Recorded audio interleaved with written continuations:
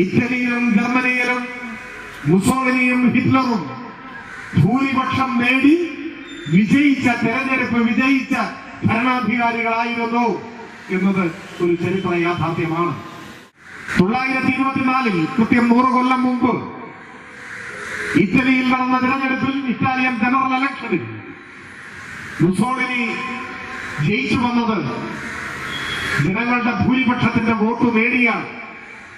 Italian general ഇലക്ഷനിൽ fascist party മുസോളിനിയുടെ നേതൃത്വത്തിൽ തെരഞ്ഞെടുപ്പിനെ നേരിട്ടപ്പോ അവർക്ക് കിട്ടിയ വോട്ട് ഇപ്പൊ നമ്മൾ മനസ്സിലാക്കുമ്പോൾ അത്ഭുതപ്പെട്ടു. 65% വോട്ട് നേടി ജയിച്ച നേതാവിന്റെ പേരാണ് ബെനിറ്റോ മുസോളിനി. ഇറ്റലിയിൽ ഫാസിസ്റ്റുകൾ അധികാരം പിടിച്ചത് ബലപ്രയോഗത്തിലൂടെയല്ല, തെരഞ്ഞെടുപ്പിലൂടെ. അങ്ങനെയാണ് ജയിച്ചത്. ഒരു ദശാബ്ദം തികയുന്നതിന് മുൻപ് ജർമ്മൻ ഫെഡറൽ ഇലക്ഷനിൽ സാക്ഷാൽ ഹിറ്റ്ലറുടെ നാസി പാർട്ടി തെരഞ്ഞെടുപ്പിൽ വോട്ട് നേടി ജയിച്ച പാർട്ടിയാണ്. 44% വോട്ടോ മറ്റോ അദ്ദേഹത്തിന്റെ പാർട്ടിക്ക് കിട്ടി.